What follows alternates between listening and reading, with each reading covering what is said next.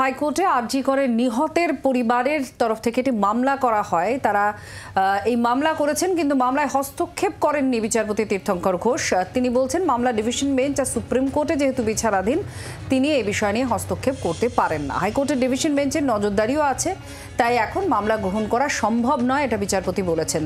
মূলত এই মামলা ছিল তদন্তের অগ্রগতি জানতে চেয়ে।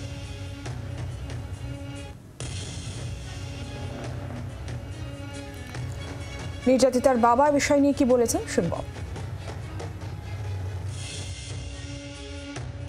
যতদূর যেতে হয় আমরা যাব, ব্যাস এটাই হচ্ছে আমাদের মেইন কথা। হোক দেরি হোক, আমরা ধৈর্য ধরবো এবং আমাদের জীবনে এটাই লক্ষ্য, আর কোনো লক্ষ্য নেই। আমরা সুবিচার যেভাবে হোক আদায় করব।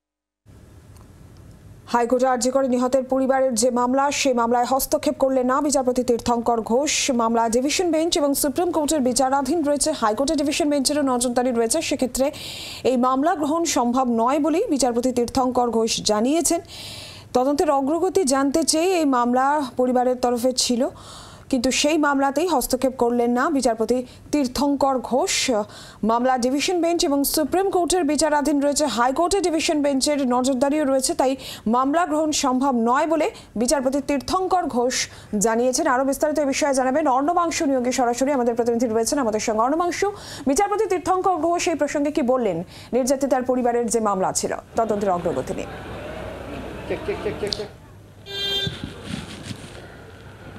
দেখো, কলকাতা হাইকোর্টের বক্তব্য আজকে যেহেতু এই মামলাটি প্রথমত ডিভিশন বেঞ্চে ছিল, তারপর সুপ্রিম কোর্টে মামলা ছিল, এই অবস্থায় দাঁড়িয়ে ডিভিশন বেঞ্চে না হলেও সুপ্রিম কোর্টের 3টে স্ট্যাটাস রিপোর্ট ফাইল করেছে সিবিআই আফটার ফার্স্ট চার্জশিটের পর।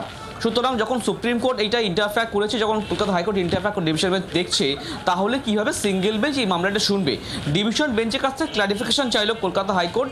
ডিভিশন বেঞ্চ ক্লারিফিকেশন দেওয়ার পর যদি ডিভিশন বেঞ্চ বলে যে সিঙ্গেল বেঞ্চ এই মামলাটি শুনতে পারবে, তারপরে কিন্তু আদালত হস্তক্ষেপ করবে। আদালতের বক্তব্য যে আদালত কিন্তু কোনোভাবে ভুল পথে চার্জেস হতে পারে না বা বেআইনি পদক্ষেপ নিতে পারে না, সেই কারণে ডিভিশন বেঞ্চের কাছ থেকে ক্লারিফিকেশন চাইল। আগামী 15 তারিখে এই মামলাটি পরবর্তী শুনানি রয়েছে। অর্ণবাংশ, একটা প্রশ্ন, যেহেতু এই মামলাটা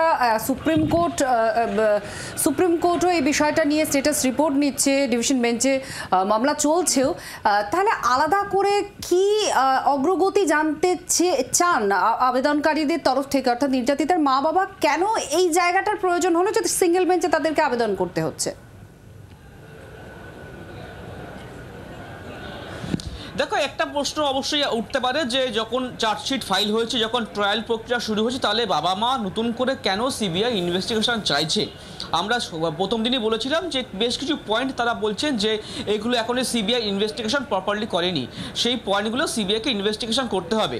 যে ব্যক্তি তার বাবাকে ফোন করে বলেছিল যে আপনার মেয়ে সুইসাইড করেছে, সেই ব্যক্তিকে কে ইনস্ট্রাকশন দিয়েছিল, সেই ব্যক্তিকে কেন অ্যাকিউজড হিসেবে ধরা হয়নি, সেই ব্যক্তির নাম কেন উইটনেস হিসেবে আছে, সেই সমস্ত একাধিক পয়েন্ট রয়েছে। তারা 10 থেকে 20টা পয়েন্ট তারা উত্থাপন করেছে। সিবিআই এই পয়েন্টে তারা কিন্তু তদন্ত করেনি, ইনভেস্টিগেশন করেনি, সেই জন্য তারা বলেছিল সিবিআইকে ফার্দার বা নিউ ইনভেস্টিগেশন করার জন্য।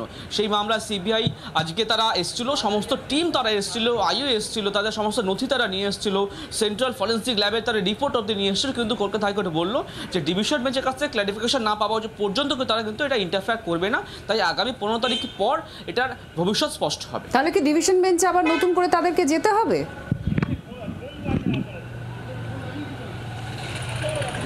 অবশ্যই, যেহেতু ডিভিশন বেঞ্চ প্রথম এই মামলাটি সিবিআই তারা অর্ডার দিয়েছিল, তারপর সুপ্রিম কোর্ট ইন্টারফেয়ার করলো, তাই সুপ্রিম কোর্টে ইন্টারফেয়ার তারা না গেলেও কিন্তু ডিভিশন বেঞ্চে যেতে হবে, কারণ ডিভিশন বেঞ্চের যেহেতু মূল মামলাটি সিবিআই প্রেয়ারটা হয়েছিল। সুতরাং ডিভিশন বেঞ্চ যদি বলে যে আপনি মামলাটি শুনতে পারবেন বা সিঙ্গেল বেঞ্চের একটি রয়েছে, তাহলে কিন্তু সিঙ্গেল বেঞ্চ এই মামলাটা ইন্টারফেয়ার করবে।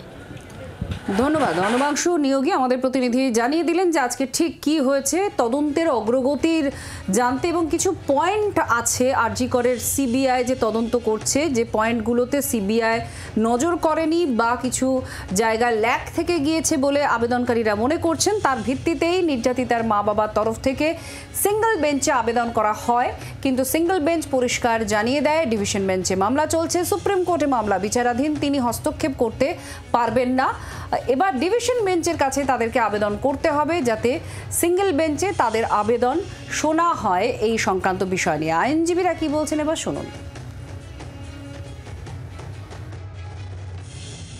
নিয়ে আমরা রিট পিটিশন ফাইল করেছিলাম, সেটা প্রথম দিন শুনানি হয়েছে, আজকে দ্বিতীয় শুনানি ছিল। এবং যে এরিয়াতে আমরা ইনভেস্টিগেশন চেয়েছি তাতে সিবিআইয়েরও কোনো প্রবলেম নেই, কারণ ওনারাও ইনভেস্টিগেশন চার্জশিটে লেখাই আছে যে আরও ইনভেস্টিগেশন হবে এবং সাপ্লিমেন্টারি চার্জশিটও জমা পড়বে। তো আজকেও সেটা কোর্টে দাঁড়িয়ে বলেছে যে ওনাদের ইনভেস্টিগেশন ফার্দার হতে কোনো প্রবলেম নেই, শুধু একটা ক্ল্যারিফিকেশন আমাদের অ্যাপ্রোপ্রিয়েট ফোরাম থেকে আনতে হবে, যেহেতু মামলাটা পেন্ডিং ছিল এবং লার্জার বেঞ্চ ছিল, সেই তারা সেশন ছিল ওভার দি ম্যাটার, তাই জন্য সেই ক্ল্যারিফিকেশন নিয়ে আমাদের এখানে আবার মামলাটা শুনানি আছে 15 তারিখে। বাংলার আওয়াজ, বাঙালির আবেগ, জি 24 ঘন্টা।